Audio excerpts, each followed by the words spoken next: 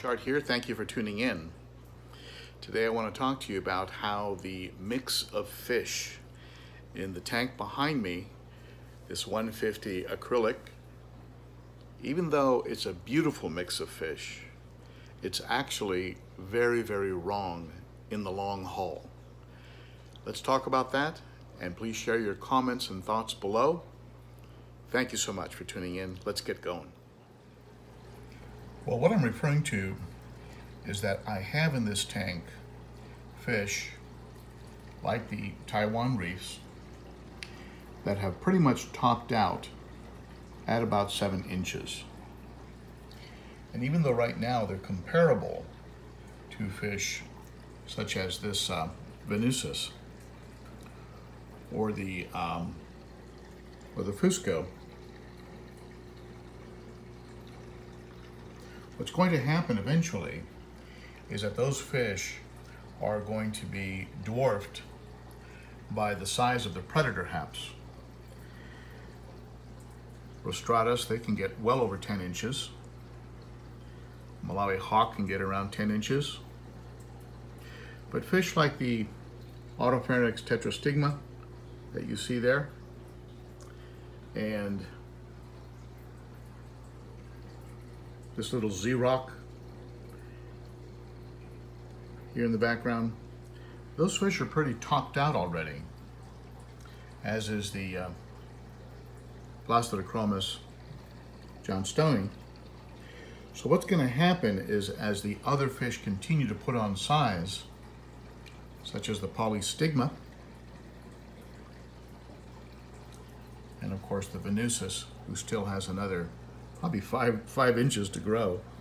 As these fish put on size, they're going to become just simply overwhelming for these other fish. So the Taiwan reef is more than likely going to have to come out. Certainly the Blastochromis will have to come out. The Z-rock will have to be taken out of this tank, so that eventually I'll end up with a tank, and of course the tetrastigma will have to come out, but I'll end up with a tank that has fish that are all 10 inches or more. And that's going to have to be the sort of cutoff for this tank.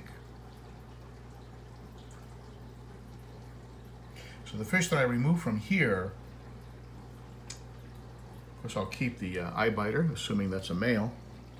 The fish that I remove from here are going to be going into the 100. And the 100 is going to have fish that will be transferred from there to this tank. The Maduka white lips will get over 10 inches. So will the Tanzania, the star sapphire. So these fish will go over to the 150, and hopefully they'll be able to hold their own with the combination of fish I have in there. I also have some Buccochromis. You can see one right here. And the Buccochromis will also go over to the 150. And depending on the size of the deep water Electras, those might come over as well. We'll see how large they get. I also have some new additions in the 60 grow out. The 60 grow out has a Malawi trout, a Rostratus, another sand diver back there in the corner, along with a Linny. So we have a Blastochromis rostratus, a Nimbochromis Linny, and the common name for this fish here is a Malawi trout. These will be grown out by me and eventually will go in the 150. So as I've mentioned numerous occasions in numerous videos, my tank, as is the case with many of you, is a work in progress.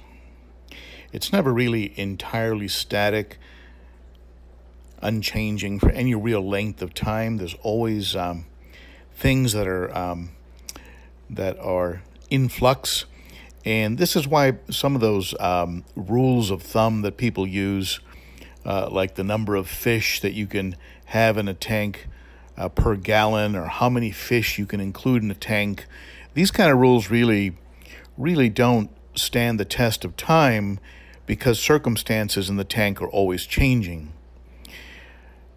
Fish put on size, fish become incompatible with tank mates. You discover that a fish is a female that you thought was a male. A variety of factors can occur, and ultimately you have to be willing to shuffle things around and make changes that ultimately will give you the best combination and the healthiest combination for your fish. And as much as I've enjoyed seeing fish in this tank, like the Taiwan reef, and certainly like the Plasidochromis johnstoni, they look beautiful in this tank with the white substrate, but eventually they simply are going to have to go, because they will risk being destroyed, and I'd hate to see a fish like my tetrastigma taken apart by a fish that weighs 50% more and is 50% larger. And sometimes these things occur when you're not even looking. You know, that you'll be asleep and you hear some splashing and wake up to a dead fish. So there you have it. Thank you so much for watching, and be sure to comment below. I'd like to get your thoughts on this mix of fish, and tell me what you would do with this tank. Would you dedicate it to predator haps? Would you convert it to something else? What are your thoughts on the matter? And be sure to click on that bell. You see it up here, and it's down there somewhere. Click on that bell so you get notices, and come visit us at the Facebook group page, ben.o.cichlid. Again, I'll post it right here. And also follow on Instagram, ben.o.cichlid. Instagram, I'll put it right there also. Okay, thank you so much. You are appreciated, my friends, and I will respond to your comments if I can, if I have the time. As the channel grows, it does become a little more challenging, but I will do my best to get back to you. Thank you so much. Bye-bye.